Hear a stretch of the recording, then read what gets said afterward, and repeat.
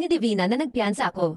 Hindi naman naniwala si Tanggol dahil umano sa laki ng droga na nakuha sa kanila, parang imposible na itong makapagpiyansa. Dito na nga tinutukan ng baril ni Divina si Tanggol, kaya tanong ni Tanggol na anong ibig sabihin nito.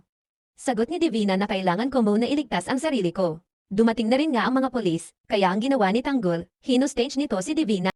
Nagagalit nga si Lieutenant Victorino dahil sa nangyari sa hospital, umano maraming kabaro nila ang namatay.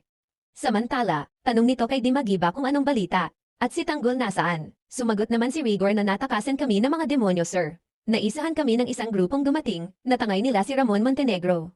Di namin sila nahabol, mainit naman ang ulo ni Victorino, giit nito na anong klaseng kapalpakan ito Dimagiba. Nasa kamay na umano nila si Ramon Montenegro. At dahil umano sa kapalpakan niya, lahat ng pinaghirapan nila, nawala.